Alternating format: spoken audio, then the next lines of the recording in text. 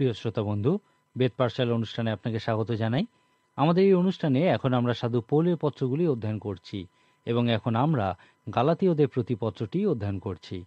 গালাতিয়ায় সাধু পৌল খুবই কার্যকারীভাবে প্রচার করার পর সেখানে যে জিহুদি শিক্ষকেরা ছিল তারা সাধু পৌলের প্রচারে যারা পরিবর্তিত হয়েছিল তাদেরকে বলেছিল পরিত্রাণ পাওয়ার জন্য তাদেরকে অবশ্যই জিহুদি ব্যবস্থা সকল পালন করতে হবে। তারা এই শিক্ষা দিচ্ছিল যে সাধু পৌলের দ্বারা প্রচারিত সুসমাচারে বিশ্বাস করা তাদের পরিত্রাণের পক্ষে যথেষ্ট নয়। সাধু পৌল এই বিকৃত সুসমাচার প্রচারিত হচ্ছে শুনে খুবই দুঃখিত হয়েছিলেন। তিনি সহকারীর অপেক্ষা না করেই নিজের হাতে লিখেছিলেন, আমার আশ্চর্য বোধ হইতেছে যে খ্রিস্টের অনুগ্রহে যিনি তোমাদিওকে আহ্বান করিয়াছেন তোমরা এত শীঘ্র তাহা হইতে অন্যবিধ সুসমাচারের দিকে ফিরিয়া যাইতেছ। তাহা আর কোনো সুসমাচার নয়, কেবল এমন কতকগুলি লোক আছে যাহারা তোমাদিওকে অস্থির করে এবং খ্রিস্টের সুসমাচার বিকৃত করিতে চায়। কিন্তু আমরা তোমাদের নিকটে যে সুসমাচার প্রচার করিয়াছি তাহা ছাড়া অন্য সুসমাচার যদি কেহ প্রচার করে, আমরাই করি কিংবা স্বর্গ হইতে আগত কোনো দূতই করুক, তবে সে শাপগ্রস্ত হোক। আমরা পূর্বে যেরূপ বলিয়াছি তদ্রূপ আমি এখন আবার বলিতেছি, তোমরা যাহা গ্রহণ করিয়াছ তাহা ছাড়া আর কোনো সুসমাচার যদি কেহ তোমাদের নিকটে প্রচার করে, তবে সে শাপগ্রস্ত হোক। এইভাবেই সাধু পৌল গালাতীয়দের প্রতি তার পত্রটি শুরু করেছেন। গালাতীয়দের প্রতি এই পত্রে সাধু পৌল সেই বিকৃত সুসমাচারের বিরুদ্ধে বলেছেন।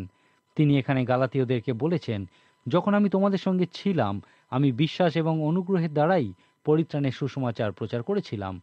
মানুষ তোমাদের মধ্যে আমার কাজ এগিয়ে দিতে চেয়েছে এবং তোমাদেরকে বলেছে যে যীশু খ্রিস্ট যে কাজ সম্পন্ন করে গেছেন তা যথেষ্ট নয়, তোমাদেরকে আরও কিছু করতে হবে। তোমাদেরকে অবশ্যই তকছেদ করতে হবে এবং সাধু মসির ব্যবস্থা সকল পালন করতে হবে। সেই জন্যেই সাধু পৌল খুবই কঠিনভাবে গালাতীয়দেরকে বলেছেন যে তিনি যে সুসমাচার প্রচার করেছিলেন তা স্বয়ংসম্পূর্ণ যথেষ্ট, কারণ তিনি এই সুসমাচার আরব দেশে থাকাকালীন যীশু খ্রিস্টের কাছ থেকে সরাসরি লাভ করেছিলেন। গালাতীয় 2:11 পদ থেকে শুরু করে 2 শেষ পর্যন্ত আমরা আরেকটি সুন্দর অংশ দেখতে পাই, যা সেই সম্পূর্ণ নিশ্চিত সুসমাচারের উপরই জোর দেয়। যীশু খ্রিস্টের সুসমাচারই হল গালাতীয়দের প্রতি সাধু পৌলের পত্রের মূল বিষয়। গালাতীয়দের সমস্যা ছিল যে তাদের মধ্যে বিকৃত সুসমাচার প্রচার করা হয়েছিল। সুতরাং এই পত্রে সেই সম্পূর্ণ নিশ্চিত সুসমাচারের উপরেই সবথেকে বেশি জোর দেওয়া হয়েছে। এখানে সাধু পৌল সাধু পিতরের সঙ্গে থাকার সময় যে অভিজ্ঞতা অর্জন করেছিলেন তার থেকেই এই মহান শিক্ষা দিয়েছিলেন।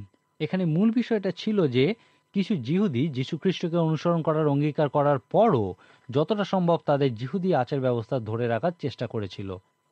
তারা জেরুসালেমে একটা সভা ডেকে এই বিষয়ে সিদ্ধান্ত নিয়েছিল যে জিহুদি বিশ্বাসীরা যদি তাদের পূর্বকার জিহুদি আচার ব্যবস্থা ধরে রাখতে চায় তা ধরে রাখতে পারে, যতক্ষণ না তারা নিশ্চিত হচ্ছে যে এই বিষয়গুলি তাদের পরিত্রাণ লাভ করার জন্য প্রয়োজনীয় নয়, ততক্ষণ এই আচার ব্যবস্থা ধরে রাখা অন্যায় নয়।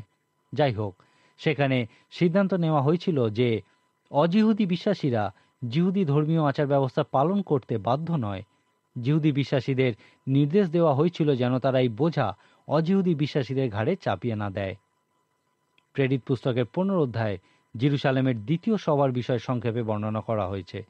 যাই হোক, সাধু পৌল ও বার্নবা অজিহুদি পৃথিবীতে সুসমাচার প্রচারকালে মণ্ডলীতে সমস্যা লেগেই ছিল। যেমন আন্তিওখিয়ায় মণ্ডলীতে জিহুদি অজিহুদি দুই ধরনের বিশ্বাসীই ছিল। তারা যখন প্রভুর ভোজের জন্য এবং বিভিন্ন ভোজে সমবেত হতো তখন তাদের মধ্যে এই সমস্যা ছিল যে তারা ভোজের ক্ষেত্রে সমবেতভাবে কি জিহুদি ব্যবস্থাই পালন করবে। আন্তিওখিয়াতে যখন তারা ভোজের জন্য সমবেত হতো তখন স্পষ্টতই দুইটি পৃথক টেবিল দেখা যেত। একটা টেবিলে জিহুদিরা বসত এবং অপরটিতে অজিহুদিরা বসত, কারণ অজিহুদিরা যা পছন্দ করত জিহুদি ব্যবস্থা অনুযায়ী তা খাওয়া নিষিদ্ধ ছিল। সাধু পৌল যখন এখানে এসেছিলেন তখন তারা ভাবছিল তিনি কোন টেবিলে বসা পছন্দ করবেন। তিনি একজন মহাফরিসি ধর্মগুরু ছিলেন, কিন্তু তিনি অজিহুদিদের সঙ্গে বসেই তাদের খাবার খেয়েছিলেন। সাধু পিতর এই ঘটনায় এত প্রভাবিত হয়েছিলেন যে তিনিও অজিহুদিদের সঙ্গে বসেই তাদের খাবার খেয়েছিলেন। সম্ভবত ইহা সাধু পিতরের জীবনে হয়তো প্রথমবার ছিল, কিন্তু পরে অনেকবারই তিনি এই কাজ করেছিলেন। যাই হোক, একদিন যখন সাধু পৌল সকলের সঙ্গে অজিহুদিদের সঙ্গে বসে খাচ্ছিলেন, সেই সময় জেরুসালেম থেকে কয়েকজন জিহুদি যারা খুবই কঠিনভাবে জিহুদি আচার ব্যবস্থা পালন করত এসে পৌঁছেছিল। তাদেরকে দেখেই সাধু পিতর সেখান থেকে উঠে জিহুদীদের দিকে যাওয়া শুরু করেছিলেন, এবং বার্নবা ও কিছু জিহুদি যারা তাদের সঙ্গে খাচ্ছিল তারাও সেখান থেকে উঠে যেতে শুরু করেছিল। এই সময় সাধু পৌল তাদেরকে দরজায় দাঁড়িয়ে থাকতে দেখেছিলেন। সাধু পৌল খুবই রেগে গিয়েছিলেন। গালাতীয় 2:11 তিনি বলেছেন, কৈফা যখন আন্তিওখিয়ায় আসিলেন তখন আমি মুখের উপরই তাহার প্রতিরোধ করিলাম, কারণ তিনি দোষী হইয়াছিলেন। মূল গ্রিক শব্দ বলে যে তারা একদম মুখোমুখি, খুবই কাছাকাছি দাঁড়িয়েছিলেন। সাধু পৌল সেখানে সাধু পিতরকে নিশ্চয়ই অনেক কিছুই বলেছিলেন, কারণ সাধু পিতর সেই জিহুদীদের দেখে অজিহুদীদের সঙ্গ ছেড়ে উঠে যাচ্ছিলেন এবং আরও অনেককেই তিনি প্রভাবিত করেছিলেন। এখানে রোমীয়দের প্রতি যা বলেছিলেন সেই রকম একই কথা সাধু পিতরের উদ্দেশ্যেও বলেছিলেন। 16-17 পদে তিনি বলেছেন, তথাপি বুঝিয়াছি ব্যবস্থার কার্যহেতু নয়, কেবল যীশু খ্রিস্টে বিশ্বাস দ্বারা মনুষ্য ধার্মিক গণিত হয়। সেই জন্য আমরাও যীশু খ্রিস্টেতে বিশ্বাসী হইয়াছি, যেন ব্যবস্থার কার্যহেতু নয়, কিন্তু খ্রিস্টে বিশ্বাস হেতু ধার্মিক গণিত হই। কারণ ব্যবস্থার কার্যহেতু কোনো মর্ত ধার্মিক গণিত হইবে না, কিন্তু আমরা খ্রিস্টে ধার্মিক গণিত হইবার চেষ্টা করিতে গিয়া আপনারাও যদি পাপী বলিয়া প্রতিপন্ন হইয়া থাকি, তবে তৎপ্রযুক্ত খ্রিস্ট কি পাপের পরিচারক? অন্য কথায় এখানে সাধু পৌল বলেছেন, যদি আমি শুধুমাত্র পরিত্রাণের জন্য খ্রিস্টে বিশ্বাস করি এবং আমাকে রক্ষা করার জন্য যদি এই ব্যবস্থার দরকার হয়, তাহলে খ্রিস্ট বৃথায় মৃত্যুবরণ করেছেন। ঈশ্বর ক্ষমা করুন, ইহা কি ভয়ঙ্কর কথা। সেই আন্তিওখিয়ায় সাধু পৌল ও সাধু পিতর যখন মুখোমুখি দাঁড়িয়েছিলেন, সেই সময় সাধু পৌল সব থেকে সুগভীর কিছু ঈশ্বরতাত্ত্বিক সত্য আমাদেরকে দিয়েছেন। এই প্রসঙ্গেই সাধু পৌল আমাদেরকে সেই বিষয়ে বলেছেন যাকে আমরা বলি সুসমাচারের উল্টো দিক। এই কথোপকথনের শেষে 2:20 পদে সাধু পৌল আমাদেরকে একটা মহান বিষয় বলেছেন, খ্রিস্টের সহিত আমি ক্রুশারোপিত হইয়াছি, আমি আর জীবিত নই, কিন্তু খ্রিস্টই আমাদের জীবিত আছেন। আর এখন মাংসে থাকিতে আমার যে জীবন আছে, তাহা আমি বিশ্বাসে ঈশ্বরের পুত্রে বিশ্বাসেই যাপন করিতেছি। তিনি আমাকে প্রেম করিলেন এবং আমার নিমিত্তে আপনাকে প্রদান করিলেন। আমি ঈশ্বরের অনুগ্রহ বিফল করি না, কারণ ব্যবস্থা দ্বারা যদি ধার্মিকতা হয়, তাহা হইলে সুতরাং খ্রিস্ট অকারণে মরিলেন। ইহাই হলো উল্টো দিক থেকে সুসমাচার। কারণ সাধু পৌল বলেছেন, প্রকৃত সম্পূর্ণ নিশ্চিত সুসমাচার হলো খ্রিস্ট মৃত্যুবরণ করেছেন যেন তোমরা জীবন পাও, আর উল্টো দিক থেকে সুসমাচার হলো তোমরা মৃত্যুবরণ করো যেন খ্রিস্ট জীবিত হয়। অনেকেই এই গালাতীয় 2:20 পদটি মুখস্থ রেখেছেন। সাধু পৌল শুরুতেই বলেছেন, খ্রিস্টের সহিত আমি ক্রুশারোপিত হইয়াছি। অনেকেই প্রয়োগের ক্ষেত্রে এই পদটির পরবর্তী অংশে যেতে চান না। এই পদটির শুরু অনুযায়ী অনেকেই সন্ন্যাসী হয়ে গেছেন। দয়া করে লক্ষ্য করুন, এই একটি পদে 3 বার সাধু পৌল বলেছেন, আমি জীবিত, আমি এখন জীবিত, আমি জীবিত। সাধু পৌল এখানে প্রকৃত অর্থে মৃত্যুবরণ করার কথা বলেননি, তিনি বেঁচে থাকার বিষয়ে বলেছেন, এবং আমাদেরকে তিনি 3টি কারণ দিয়েছেন যে কেন তিনি প্রকৃতই জীবিত। এই পদে প্রথমে তিনি বলেছেন, আমি বিশ্বাসের দ্বারা জীবিত। ইহাই হলো রোমীয় পুস্তকের মূল উপদেশ, এবং ইহাই হলো সংক্ষিপ্ত আকারে গালাতীয় পুস্তকের উপদেশ। আমি বিশ্বাসের দ্বারা জীবিত এবং অনন্তকালের জন্য জীবিত। আমি এই জগতে খ্রিস্টে বিশ্বাসের দ্বারাই জীবিত আছি, আমার কাজ বা বিভিন্ন ব্যবস্থা পালনের দ্বারা নয়। তারপর এই পদের দ্বিতীয় বিষয়রূপে তিনি বলেছেন, আমি জীবিত কারণ খ্রিস্ট আমাতে জীবিত। এখানে সাধু পৌলের একটা প্রাণবন্ত শিক্ষা দেখতে পাই। খ্রিস্ট আমাতে জীবিত। তিনি লোকদেরকে বলবেন, তোমরা কি ইহা উপলব্ধি করো না যে যীশু খ্রিস্ট তোমাদের মধ্যে আছেন? তোমরা কি জানো না যে তোমাদের দেহ ঈশ্বরের মন্দির এবং খ্রিস্ট সেখানে থাকেন? সেই জন্যই তোমাদের দেহের পরিচর্যাকে বলা উচিত মন্দির পরিচর্যা। তোমরা সেই মন্দিরের পরিচর্যা করো যেখানে খ্রিস্ট থাকেন। ইহা প্রকৃতই একটা প্রাণবন্ত শিক্ষা যে খ্রিস্ট আমাদের জীবিত। নতুন নিয়ম যে মহান শিক্ষা দেয় তা হলো, তোমাদের স্থিত খ্রিস্টই হলেন গৌরব ও আশা। সেই জন্যই সাধু পৌল বলেছেন, আমি জীবিত কারণ খ্রিস্ট আমাদের জীবিত। আমি ঈশ্বরের পুত্রের উপর বিশ্বাসের দ্বারা জীবিত। আমি জীবিত কারণ আমি ক্রুশারোপিত। এখন এখানে খ্রিস্টীয় বিশ্বাস একটা আপাত বিরোধী কিন্তু সত্য বিরোধী নহে এমন বিষয় উপস্থিত করে। যদি আপনি প্রকৃতই খ্রিস্টের শিক্ষা বোঝেন যে উপরে ওঠার একমাত্র পথ হলো নিচু হওয়া, বেঁচে থাকার একমাত্র পথ হলো মৃত্যুবরণ করা, জীবন খুঁজে পাওয়ার একমাত্র পথ হলো তা হারিয়ে ফেলা, সাধু পৌল ইহাই বলছেন। যীশুখ্রিস্ট এই শিক্ষা দিয়েছিলেন যে আমাদের জীবন হলো একটা ঘণ্টা পাত্রে রাখা বালির মতো। এই পাত্রটির উপরের অংশ থেকে নিচে বালির নেবে আসা কোনোভাবেই আটকানো যায় না, শুধুমাত্র কোনোভাবে তা হয়তো নিয়ন্ত্রণ করা যায়। আমরা ইহা পুরোটাই পড়ে যেতে দিতে পারি, অথবা আমরা মন্দ উদ্দেশ্যে এই বালি বার করে ফেলতে পারি, বা উত্তম উদ্দেশ্যেও ইহা উৎসর্গ করতে পারি। যীশু খ্রিস্টের মত অনুযায়ী ইহা নষ্ট করা আমাদের উচিত নয়। বা ইহা উত্তম দামে কারুর কাছে বিক্রি করা উচিত নয়, কিন্তু ইহা ঈশ্বরের ও যীশু খ্রিস্টের গৌরবের উদ্দেশ্যেই উৎসর্গ করা উচিত। যীশু খ্রিস্ট যেখানে আমাদের জীবন ঢালতে বলবেন বা যার জন্য ঢালতে বলবেন সেখানেই এবং তার জন্যই আমাদের জীবন উৎসর্গ করা উচিত। সাধু পৌল এই অর্থই করতে চেয়েছিলেন যখন তিনি বলেছিলেন, আমি খ্রিস্টের সঙ্গে ক্রুশারোপিত হয়েছি, আমি সেই সত্য আবিষ্কার করেছি যে জীবন পাওয়ার জন্য তা হারাতে হবে এবং জীবন রক্ষা করার একমাত্র পথ হলো তা উৎসর্গ করা। প্রকৃতই জীবিত থাকার একমাত্র পথ হলো মৃত্যুবরণ করা। সাধু পৌল এখানে এই শিক্ষাই দিয়েছেন এবং ইহা খ্রিস্টের শিক্ষার সঙ্গে একই রেখায় অবস্থিত। ইহাই হলো সুসমাচারের উল্টো দিক, কারণ সাধু পৌল সেখানে সাধু পিতরকে বলেছিলেন, তুমি এই ব্যবস্থা পালনের দ্বারাই পরিত্রাণ পাওনি। যীশু খ্রিস্ট তোমার জন্য যা করেছিলেন তার উপর বিশ্বাসের দ্বারাই তুমি পরিত্রাণ পেয়েছ। খ্রিস্ট মৃত্যুবরণ করেছিলেন যেন তুমি জীবন পাও, ইহা হলো সুসমাচার। এবং এখন তুমি মৃত্যুবরণ করো যেন খ্রিস্ট জীবিত হন, ইহাই হলো সুসমাচারের উল্টো দিক। যীশু খ্রিস্ট এবং সাধু পৌল যে শিক্ষা দিয়েছিলেন, বাপ্তিস্ম হলো তার সুন্দর একটি প্রয়োগ। আমি জলে ডুবিয়ে বাপ্তিস্ম দেওয়ায় বিশ্বাসী, কারণ ইহা গালাতীয় 2:20 সুন্দর চিত্র প্রদর্শন করে। যখন জলে ডুবানো হয় তা খ্রিস্টের সঙ্গে মৃত্যুর কথা প্রচার করে। এর মধ্যে দিয়ে আপনি স্বীকার করেন যে যীশু খ্রিস্টের মৃত্যু দ্বারা আপনি ক্ষমা পেয়েছেন এবং আপনি খ্রিস্টের সঙ্গে ক্রুশারোপিত হয়েছেন। আপনার নিজস্ব সমস্ত পরিকল্পনা উচ্চাকাঙ্ক্ষার সাথে আপনি মৃত্যুবরণ করেছেন। তারপর জল থেকে তোলার অর্থ হলো আপনি পুনরুত্থানের প্রতি আপনার বিশ্বাস স্বীকার করছেন। আপনি সমস্ত পৃথিবীকে বলছেন যে আপনি খ্রিস্টের সঙ্গে পুনরুত্থিত হয়েছেন। গালাতীয় 2:20 রোমীয় পুস্তকের সারসংক্ষেপ প্রকাশ করে। যখন সাধু পৌল বলেন আমি বিশ্বাসের দ্বারা জীবিত, তা রোমীয় পুস্তকের প্রথম 4টি অধ্যায় প্রকাশ করে। তারপর যখন তিনি বলেছেন আমি জীবিত কারণ খ্রিস্ট আমাদের জীবিত, যখন তিনি পাপের উপর জয়লাভ করার বিষয়ে বলেছেন, তা রোমীয় 5-8 অধ্যায় প্রকাশ করে। ইহা সেই একই বিষয় বলে যা রোমীয় পুস্তকের 12 অধ্যায় 1-2 পদে সাধু পৌল মনের নতুনীকরণ দ্বারা স্বরূপান্তরিত হওয়ার বিষয়ে আমাদেরকে বলেছেন। আমি জীবিত কারণ আমি খ্রিস্টের সঙ্গে ক্রুশারোপিত হয়েছি। আমি আমার দেহকে জীবিত বলিরূপে তাঁর উদ্দেশ্যে উৎসর্গ করেছি।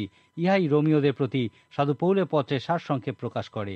এখন চিন্তা করুন, আপনি কি খ্রিস্টের সঙ্গে ক্রুশারোপিত হয়েছেন? আপনি কি তার মধ্যে এবং তার জন্য জীবিত আছেন? প্রিয় শ্রোতা বন্ধু, এই অনুষ্ঠানে এখন আমরা নতুন নিয়মের সাধু পৌলের পত্রগুলির মধ্যে গালাতীয়দের প্রতি পত্রটি অধ্যয়ন করছি। এই পত্রটি 3য় ও 4র্থ অধ্যায় সাধু পৌল যে বিষয়টি বলেছেন তাকে আমরা বলতে পারি পরিপ্রেক্ষিত অনুযায়ী সুসমাচার। পবিত্র শাস্ত্রের এই সুগভীর অধ্যায়টি আমরা একটু বিস্তারিত দেখার চেষ্টা করব। 3 অধ্যায়ে সাধু পৌল 8টি প্রশ্ন করেছেন। সাধু পৌল প্রশ্ন করতে পছন্দ করতেন কারণ তিনি জানতেন প্রশ্ন আমাদের চিন্তা করতে বাধ্য করে। যীশু খ্রিস্টও অনেক প্রশ্ন করেছিলেন। যীশু খ্রিস্ট শুধুমাত্র মথিলিখিত সুসমাচারেই 83টি প্রশ্ন করেছিলেন। পুরাতন দিনে ধর্মগুরুরা এই প্রশ্ন উত্তরের মধ্য দিয়ে শিক্ষা দিতেন, এমনকি কেউ কেউ কোনো প্রশ্নের উত্তরও অন্য কোনো প্রশ্নের মধ্যে দিয়েই দিতেন। এই গালাতীয় 3 অধ্যায়ে সাধু পৌল 8টি প্রশ্ন করেছিলেন।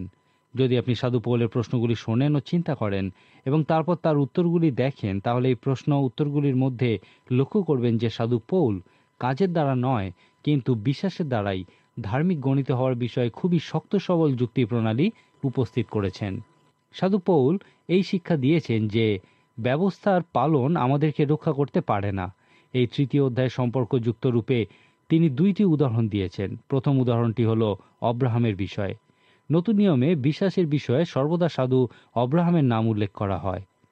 এই বিষয়ে প্রথমেই আপনি বিশ্বাসের পিতা অব্রাহামের নাম দেখতে পাবেন। এই 3 অধ্যায়ে 8টি প্রশ্ন ও উত্তরের মধ্যে দিয়ে সাধু পৌল আমাদেরকে এই শিক্ষা দিয়েছেন যে আমরা কার্যের দ্বারা নয় কিন্তু বিশ্বাসের দ্বারাই ধার্মিক রূপে গণ্য হই। এই প্রসঙ্গেই তিনি সাধু অব্রাহামের নাম উল্লেখ করেছেন। যাই হোক, এখানে অব্রাহামের বিষয়ে সাধু পৌল যে সত্য বলেছেন তা আমরা অন্য কোথাও দেখতে পাই না। তিনি বলেছেন যে পিতা অব্রাহামের একটা রোগ ছিল, সেই রোগটিকেই বিশ্বাস বলা হয়। সাধু পৌল এখানে যা বলেছেন তাকে সংক্ষেপে এইভাবে প্রকাশ করা যায়, আমি যখন তোমাদের সঙ্গে ছিলাম তখন যে সুসমাচার প্রচার করেছিলাম তা বিশ্বাস করার মতো বিশ্বাসের উপহার। যদি কেউ ঈশ্বরের কাছ থেকে লাভ করে তার মধ্যে এই বিশ্বাসের রোগ থাকবে যা পিতা অব্রাহামের মধ্যে দেখতে পাওয়া যায়। আপনি কখনো কি নিজেকে এই প্রশ্ন করেছেন, কেন কিছু মানুষ যীশু খ্রিস্টের সুসমাচার বিশ্বাস করেন? যখন কিছু মানুষ বলেন আমার জীবনে এই রকম বোকার মতো কথা আমি কখনো শুনিনি। ইহা এমন যে যারা বিশ্বাস করে তারা খুবই সপ্রতিভ। ইহা এমন নয় যে যারা বিশ্বাস করে তারা খুবই সপ্রতিভ আর যারা বিশ্বাস করে না তারা সপ্রতিভ নয়। বিশ্বাস বুদ্ধিদীপ্ত কোনো বিষয় নয়। বিশ্বাস আপনি কতটা সপ্রতিভ তার উপর নির্ভর করে না। বিশ্বাস হলো ঈশ্বরের কাছ থেকে উপহার লাভ করার মতো একটি বিষয়। ঈশ্বর আপনাকে এই বিশ্বাসের উপহার দিতে চান। সাধু পৌল ফিলিপিও 1:29 বলেছেন, তোমাদেরকে ইহা বিশ্বাস করার জন্য দেওয়া হয়েছে। প্রকৃত মূল প্রশ্নটি হল, আপনি কি বিশ্বাস করতে চান? আপনি কি বিশ্বাসের এই উপহার লাভ করতে চান? সাধু পৌল ইফিসীয়দেরকে বলেছিলেন, বিশ্বাস হল ঈশ্বরের উপহার। কেউই তার বিশ্বাস আছে বলে গর্ব করতে পারে না, কারণ এই বিশ্বাস সে ঈশ্বরের কাছ থেকে উপহারস্বরূপই পেয়েছে। সাধু আব্রাহামের সঙ্গে ইহাই ঘটেছিল। সেই জন্যই তিনি বিশ্বাস করেছিলেন যখন ঈশ্বর তাকে বলেছিলেন যে সমুদ্র তীরে বালুকা রাশির মতো তার সন্তান সন্ততি হবে, আকাশের তারার মতো তার বংশধর হবে। আব্রাহাম ঈশ্বরকে বিশ্বাস করেছিলেন এবং ঈশ্বর তাকে দেখিয়ে বলেছিলেন, ওই বৃদ্ধ মানুষটির দিকে দেখো, তার 100 বছর বয়স, আর আমি তাকে বলেছি তার সন্তান হবে, আর সে তা বিশ্বাস করেছে। আমি ইহাকেই ধার্মিকতা বলি। আমি যখন কাউকে কিছু বলি আর সে তা বিশ্বাস করে, আমি তাকে ধার্মিক ঘোষণা করি, কারণ সে আমাকে বিশ্বাস করেছে। গালাতীয় 3 সাধু পৌল বলেছেন যে যদি আপনার রক্ষাকারী বিশ্বাস থাকে, কারণ আপনি খ্রিস্টের সুসমাচারে বিশ্বাস করেছেন, তাহলে আপনি আব্রাহামের সন্তান। অন্য কথায় বলা যায়, আত্মিকভাবে আপনি একজন যিহুদি। আত্মিকভাবে আপনি পিতা আব্রাহামের একজন বৈধ সন্তানরূপে গণ্য হবেন, যদি আপনার সেই বিশ্বাসের উপহার থাকে, কারণ পিতা আব্রাহামের মতোই আপনিও বিশ্বাসজনিত রোগে ভুগছেন। এই 3 সাধু পৌল আরেকটি উদাহরণ দিয়েছেন।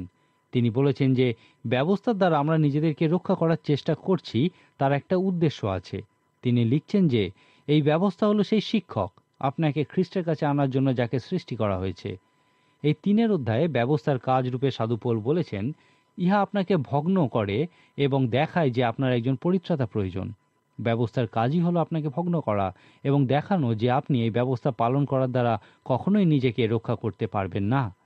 2 শেষ পদে আমরা সাধু পৌলের পছন্দের প্রশ্নটি দেখি যে যদি তুমি ব্যবস্থা পালনের দ্বারাই নিজেকে রক্ষা করতে পারো, তাহলে খ্রিস্ট কেন ক্রুশীয় মৃত্যুবরণ করেছিলেন?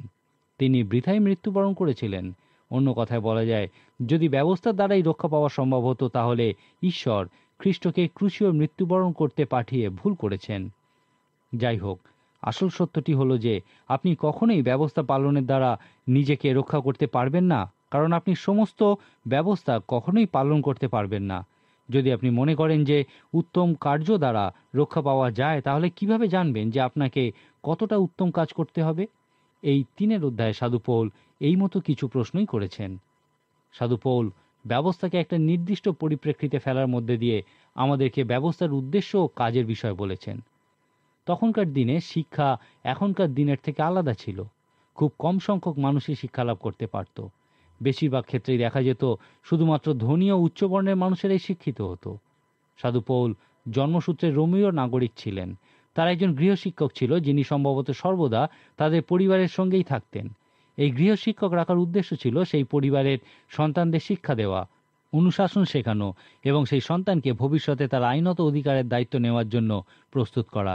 সাধু পৌল বলছেন যে ব্যবস্থার উদ্দেশ্যও এই একই। এই ব্যবস্থা হলো সেই গৃহশিক্ষকের মতো, যিনি সর্বদা ঈশ্বরের মনোনীত লোকেদের পরিত্রাণের জন্য প্রস্তুত করেন। ব্যবস্থার উদ্দেশ্যই হলো আপনাকে দেখানো যে আপনি নিজেকে রক্ষা করতে পারবেন না, সুতরাং খ্রিস্ট এসেছিলেন যেন আপনি জানতে পারেন যে আপনার একজন পরিত্রাতার প্রয়োজন। 4 সাধু পৌল রূপক আকারে সুসমাচারকে উপস্থিত করেছেন। লক্ষ্য করুন, ইহাই হলো গালাতীয় পুস্তকের মূল বক্তব্য। প্রথমেই সাধু পৌল সেই বিকৃত সুসমাচার উপস্থিত করেছেন, তারপর সম্পূর্ণ নিশ্চিত সুসমাচার উপস্থিত করেছেন, তারপর উল্টো দিক থেকে সুসমাচার উপস্থিত করেছেন, তারপর সেই প্রশ্নগুলির মধ্যে দিয়ে সাধু পৌল নির্দিষ্ট পরিপ্রেক্ষিতে সুসমাচার এবং অব্রাহাম ও সেই সর্বক্ষণের গৃহশিক্ষকের উদাহরণ দিয়েছেন। যাই হোক, 4 তিনি সুসমাচার রূপক আকারে উপস্থিত করেছেন। সাধু পৌল বলেছেন অব্রাহামের 2 পুত্র ছিল, ইসমাইল এবং ইসাহাক। এখন ইহা হলো ইতিহাস, কিন্তু ইহাকে রূপকও বলা যায়। এখানেই আমরা বাইবেল অনুবাদের একটা নীতি দেখতে পাই। পবিত্র শাস্ত্রে কিছু ঐতিহাসিক ঘটনা আছে যেগুলি প্রকৃতই ঘটেছিল, কিন্তু সেগুলিকে রূপক অর্থেও ব্যবহার করা হয়। এই রূপক বিষয়টি হলো একটি কাহিনী যেখানে স্থান কাল পাত্রের অন্য অর্থ থাকে, যা সাধারণভাবে নৈতিক জ্ঞান বৃদ্ধি করে থাকে। পুরাতন নিয়মে অনেক রূপক বিষয় দেখা যায়। প্রকাশিত বাক্য এবং সাধু যোহন লিখিত সুসমাচারেও অনেক রূপক বিষয় দেখা যায়। সাধু পৌল এখানে বলেছেন অব্রাহামের 2 পুত্র ছিল, ইহাই ইতিহাস। প্রথম সন্তান ইসমাইল ছিল তার স্ত্রী সারার মিশরীয় দাসী হাগারের সন্তান। যাই হোক, সাধু পৌলের মত অনুযায়ী ইহার একটি রূপক অর্থও আছে। অব্রাহামের এই প্রথম সন্তান ইসমাইল হল মাংসিক সন্তান, মাংসের কাজ, ঈশ্বরের সাহায্য বিনা মনুষ্য প্রকৃতি। ঈশ্বর অব্রাহামকে বলেছিলেন তিনি তাকে একটি সন্তান দেবেন, এবং অব্রাহাম ঈশ্বরকে সাহায্য করার চেষ্টা করেছিলেন। সেই পুত্রের জন্য অনেক দিন অপেক্ষা করার পর অব্রাহাম ঈশ্বরকে বিভিন্ন পরিকল্পনার কথা বলেছিলেন। তিনি তার পুত্র রূপে লোটের কথা বলেছিলেন, পরে তার একজন অতি বিশ্বস্ত ভৃত্যের কথা বলেছিলেন। তারপর শেষে আদিপুস্তক 16 অধ্যায়ে তিনি তার স্ত্রী সারার মিশরীয় দাসী হাগারের মধ্যে দিয়ে ইসমাইলের জন্ম দিয়েছিলেন। তখনকার দিনে ইহাকে বৈধ ধরা হতো, এবং সেই কারণেই তার এই কাজকে অনৈতিক বলা যাবে না। সাধু পৌল এখানে যা বলতে চেয়েছিলেন তা হল, ইসমাইলের জন্ম অব্রাহামের সম্পূর্ণ নিজস্ব পরিকল্পনা ছিল। অব্রাহাম ঈশ্বরের সাহায্য ছাড়াই এই অলৌকিক কাজ করার চেষ্টা করেছিলেন। হাগার ও ইসমাইলের এই কাহিনী রূপক অর্থে মাংসিক কাজ বুঝায়। সাধু পৌল এখানে মাংসিক কাজ বলতে বলেছেন, যখন তোমরা নিজেদের কাজ করো এবং তোমাদের কাজে ঈশ্বরের আশীর্বাদ যাচনা করো, তাকেই মাংসের কাজ বলা হয়। যখন আপনি ঈশ্বরকে নির্দেশ দেন যে কি করা উচিত, তাকেই মাংসের কাজ বলা হয়। এক্ষেত্রে আপনি প্রার্থনা করেন না, কিন্তু ঈশ্বরকে নির্দেশ দেন। ঈশ্বরকে নির্দেশ দেওয়ার অর্থ হচ্ছে তাকে কোনো কাজ করতে পাঠানো এবং কাজ শেষ করে ফিরে এসে আবার কোনো কাজের জন্য প্রতীক্ষা করতে বলা। ইহাই হলো মাংসের কাজ। প্রার্থনা হলো কাজের জন্য প্রতীক্ষা করা। সাধু পৌল বলেছেন যে আমাদের বিশ্বাসীদের মধ্যে দুইটি মহান শক্তি কাজ করে। একটা হলো মাংসিক শক্তি এবং অপরটি আত্মিক শক্তি। উভয়ই পরস্পরের বিরুদ্ধে যুদ্ধের রথ। যখন আপনি পবিত্র আত্মা লাভ করেন, তখন আপনার অস্তিত্ব শেষ হয়ে যায় না। গালাতীয় 2 অধ্যায় 20 পদে সাধু পৌল 3 বার বলেছেন, আমি জীবিত, আমি এখন জীবিত, আমি জীবিত। সাধু পৌল বলেননি আমার জীবন শেষ হয়ে যেতে চলেছে। তিনি বলেছেন, আমি ঈশ্বরের পুত্রের উপর বিশ্বাসেই জীবিত। আমি প্রকৃতই জীবিত, কারণ আমি খ্রিস্টের সঙ্গে ক্রুশারোপিত হয়েছি। খ্রিস্ট যখন আপনার জীবনে থাকেন, তখন পছন্দের জন্য আপনার কাছে দুইটি বিষয় থাকে। হয় আপনি খ্রিস্টের কথা শুনবেন, নয়তো খ্রিস্টকে আপনি আপনার জীবনের এক কোণে রাখবেন। আর সাধু পৌল ইহাকেই মাংসিক বিষয় বলেছেন, এবং ইহাই মাংসিক কাজ করে। এখন সাধু পৌল বলেছেন যে অব্রাহামের 2 পুত্র ছিল। ইহার একটা রূপক অর্থ আছে। হাগারের পুত্র ইসমাইল হল রূপক অর্থে মাংসিক কাজ, কিন্তু সারার পুত্র ইসাহাক হল রূপক অর্থে আত্মিক কাজ, কারণ একমাত্র ঈশ্বর ইহা সম্পন্ন করেছিলেন। আমাদেরকে বলা হয়েছিল সেই সময় অব্রাহাম ও সারা বৃদ্ধ ও গতবয়স্ক ছিলেন। সারার স্ত্রীধর্ম নিবৃত্ত হইয়াছিল। ইসাহাকের জন্ম একটা অলৌকিক ঘটনা ছিল। ঈশ্বর যখন অব্রাহামকে সন্তানের বিষয় বলেছিলেন, অব্রাহাম মাটিতে পড়ে হেসেছিলেন। তিনি বিশ্বাস করতে পারেননি যে ঈশ্বর সারাকে এই অলৌকিক কাজের অংশ করবেন। আপনার কি সাধু পৌলের সেই মাংসে কাঁটার কথা মনে আছে? সাধু পৌল বলেছেন যে ঈশ্বর তার মাংসেই কাঁটা দিয়েছিলেন, যেন তিনি নিজের শক্তিতে কোথাও গিয়ে কাজ না করতে পারেন। না হলে সেটা হয়তো মাংসিক কাজে পরিণত হতে পারে। ঈশ্বর সাধু পৌলকে অত দুর্বল করে রেখেছিলেন যেন তিনি ঈশ্বরের উপর সম্পূর্ণ নির্ভর ও বিশ্বাস করতে পারেন, আর সেই কারণে যেন তার জীবন ও সেবা কাজের মধ্যে দিয়ে আত্মার ফল প্রকাশিত হয়। গালাতীয় 4 অধ্যায়ে সাধু পৌল এই কথাই বলেছেন। 5 অধ্যায়ে সাধু পৌল মাংসিক কাজ এবং আত্মার ফলের তুলনা করেছেন। 4 অধ্যায়ে সাধু পৌল রূপক অর্থে অব্রাহামের প্রথম সন্তানকে মাংসের কাজ এবং দ্বিতীয় সন্তানকে আত্মার কাজ বলেছেন। তিনি বলেছেন যে আমরা আমাদের নিজেদের প্রচেষ্টায় বা অর্জিত কৃতিত্বের দ্বারা রক্ষা পেতে পারি না, কিন্তু আমাদেরকে রক্ষা পেতেই হবে। সেই জন্যই ঈশ্বর যীশু খ্রিস্টের মধ্যে দিয়ে আমাদের পরিত্রাণ কাজ সম্পন্ন করেছেন। পবিত্র আত্মা আমাদেরকে অনুতাপের অভিজ্ঞতা এবং বিশ্বাসের উপহার দিয়েছেন, যেন আমরা বিশ্বাস করি এবং ঈশ্বরের পরিত্রাণ লাভ করি। ইহাই হলো সম্পূর্ণ নিশ্চিত সুসমাচার, যা আমরা দেখি যখন সাধু পৌল গালাতীয়দের প্রতি পত্রে তা উপস্থিত করেছেন এবং তার পক্ষ সমর্থন করেছেন। এখন প্রশ্ন হলো, নিজের প্রতি সৎ থেকে চিন্তা করুন। আপনি কি এতই উত্তম বা উত্তম কিছু ব্যবস্থা পালন করেন যার দ্বারা নিজেকে রক্ষা করতে পারেন? সাধু পৌল ইহাকে মাংসের কাজ বলেছেন। আপনাকে অবশ্যই আত্মার দ্বারা জন্মলাভ করতে হবে। ঈশ্বরই আমাদের জীবনে ইহা সম্পন্ন করতে পারেন। ঈশ্বর কি আপনাকে অলৌকিকভাবে রক্ষা করেছেন? যদি না করে থাকেন, তাহলে ঈশ্বরকে বলুন যে আপনি চান যেন তিনি আপনাকে পাপের শক্তি ও মৃত্যু থেকে রক্ষা করেন। তারপর আমাদের সঙ্গে যোগাযোগ করুন। আমরা আপনাকে খ্রিস্টীয় জীবনে বেড়ে উঠতে সাহায্য করব। আজকের মতো এখানেই শেষ করি। ঈশ্বর আপনার মঙ্গল করুন।